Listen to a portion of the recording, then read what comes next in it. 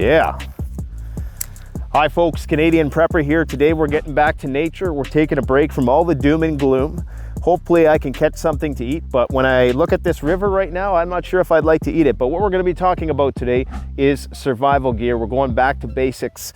We are going to be sharing the Bugout roll with you and all of the contents contained therein, hopefully give you guys some ideas how you can build your own. Let's get to it.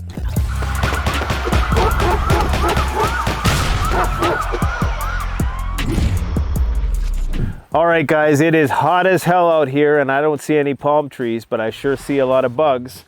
Not sure why the hell I still live here. I guess it's because they call me the Canadian Prepper. Let's talk a bit about what we got going on here today. So we're doing a little gear testing.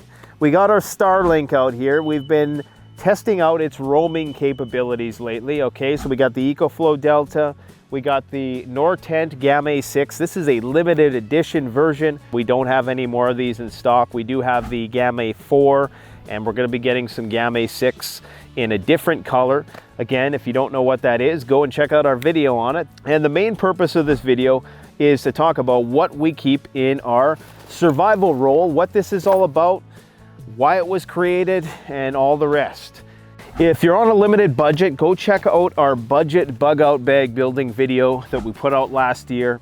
This cost us about 150 bucks, contains a variety of different things from the dollar store. Some are going to be single use only, but there's a lot of stuff in here that's actually going to last some time. Here we have our Bugout roll light, which we're using for our first aid supplies. So a few years ago, I wanted to build something that could help me organize all of my gear in the field, okay? I have a habit of losing stuff, especially in the deep, thick bush in the Canadian wilderness. It's very easy to lose your gear. So basically what I wanted was a portable closet that I could use to organize my gear in the woods. So that's what I made. And this is great because you can hang it up on a tree. It's built super tough and it's modular. The main fabric that it's comprised of is a 600 denier Cordura fabric with a PVC backing for a little bit of extra water resistance. Very, very heavy duty abrasion resistant material. This thing is meant to be dragged all over the ground. It's made the same material as military style backpacks are made of. We make these in Canada, in the same city that I live in fact. And that comes at a greater cost to us, but we want to ensure that the quality is top notch. We also use a very thick, heavy gauge vinyl. Okay, this is not the same kind of vinyl that you're going to find on your vanity roll-up things that you get for toiletries and things of that nature. This is almost as thick as the stuff that you're going to find on boats that have those vinyl windows. It's very, very heavy duty. It's not going to be prone to a discoloration. It's cold crack resistant, it's UV resistant, and it's got good rigidity and good flexibility even when it's cold outside. We also make sure that everything on here is double stitched, okay? This thing is totally overbuilt, guys, because just as a prepper, I want something that is gonna last a long, long time. So we got our YKK zippers. These are number 10 zippers, pretty much the biggest zippers you can get. And we use those because we know that you're going to be opening and closing this thousands of times. And these zippers are just never going to break. So this is what we call the classic version, because it allows you to, once you've rolled it up, you can encapsulate it with these flaps. And it also comes with 2 different mods. So the modular component, you can add different styles of mods. They connect by this really heavy duty industrial Velcro. This Velcro is very, very durable. If you wanted to take a certain part of this to a different part of your camp, you could do that. You could take one part into your tent while leaving the rest hanging on a tree or something like that. So it adds for a lot of customization potential because we do sell different types of mods. There's mods that have mesh. There's mods that have lots of little pockets, big pockets, Cordura pockets for your harder use items. So, you know, there's lots of options there. Just so you can see the back, it's all Cordura in the back.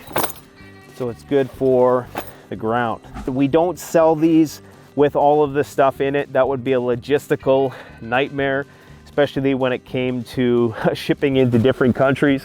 I would strongly encourage you to build your own survival or bug out bag kit, for one, you want to be familiar with all of the stuff that you might have to use in a pinch, because if an emergency strikes, the last thing you want is a learning curve in a stressful situation. So it's better to know exactly what you have in your kit, where it is. And that's the beauty of this, is that it's all see-through. I can instantly see where everything is. I don't have to go digging through different types of pockets.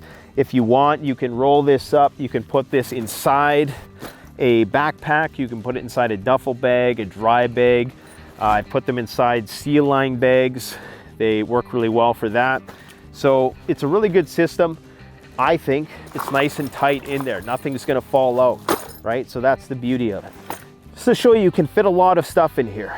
Obviously, the size is limited somewhat. I would recommend the main portion, which is 4 panels, and then 2 additional panels. That's as much as you wanna really load on there for mods.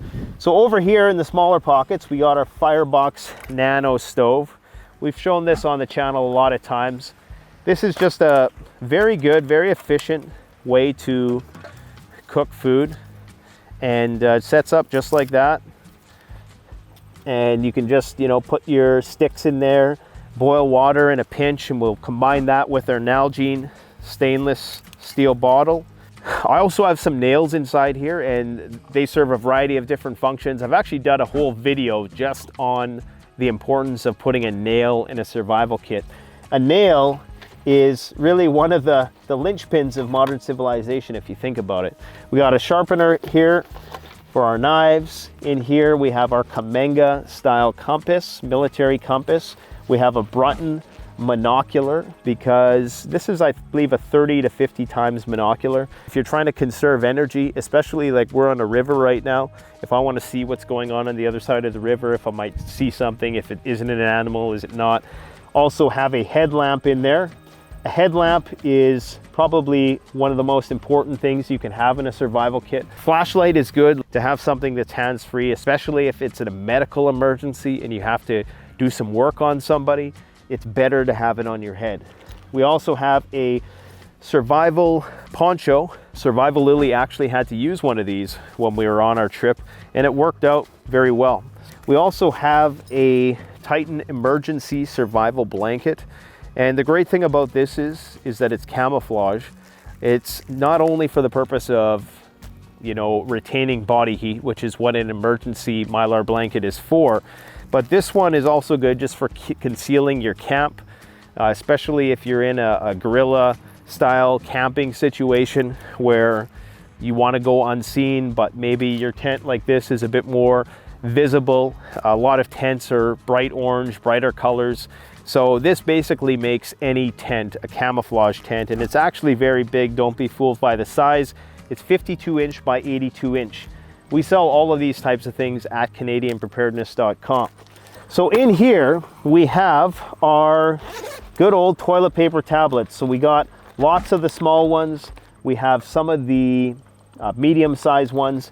And then we have the new Mega Cloth, which I'll show you right now.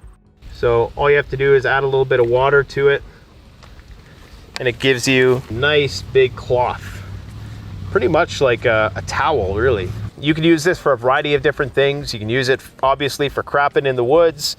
You can use it as a diaper if you have children, for medical purposes, as a bandage, maybe as a fire starter.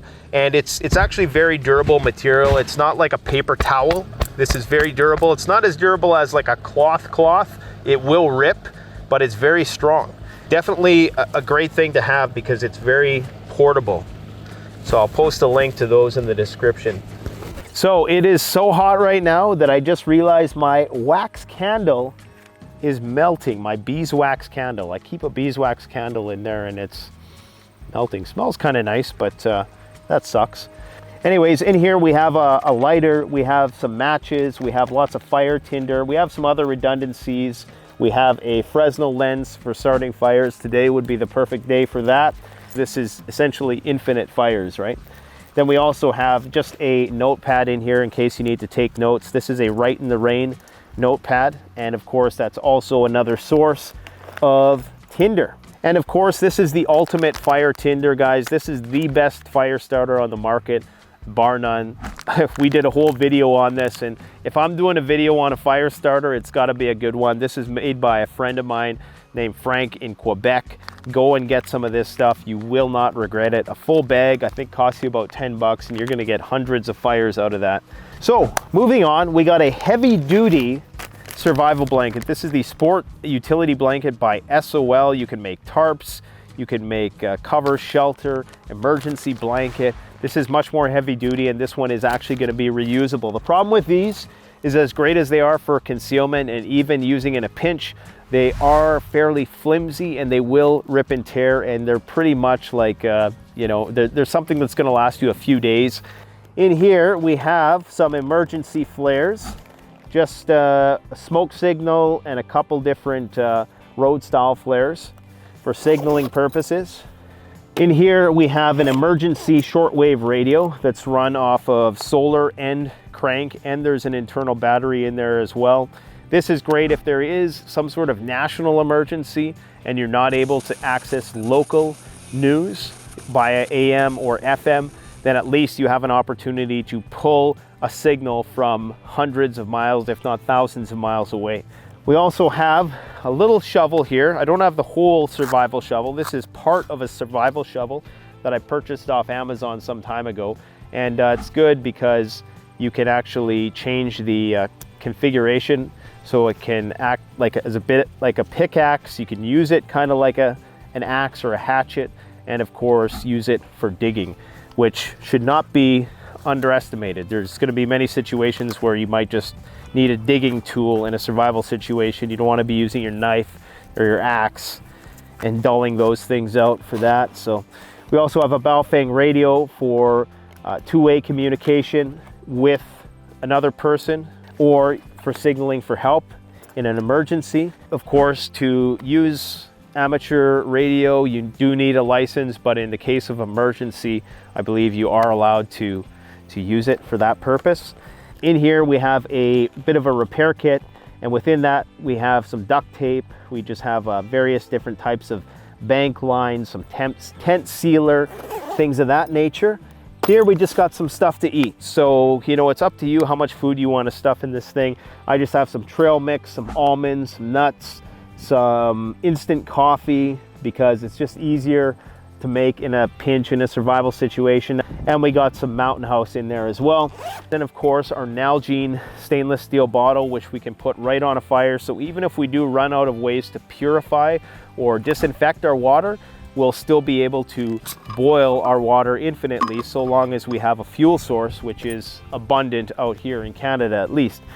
We also have some water tabs. So these work very similar to bleach. I believe it's like a calcium hypochlorite type solution, and you drop one of these in your bottle, you let it sit for half an hour, 45 minutes, or honestly, you can drink it right away, but it's gonna have a nasty chemical taste. If you leave it a little longer, it's not gonna taste as bad. Another thing I would recommend if you are using something like this is those water flavoring droplets. We have our boiling, we have our disinfectant tablets, but we also have a life straw here as a backup.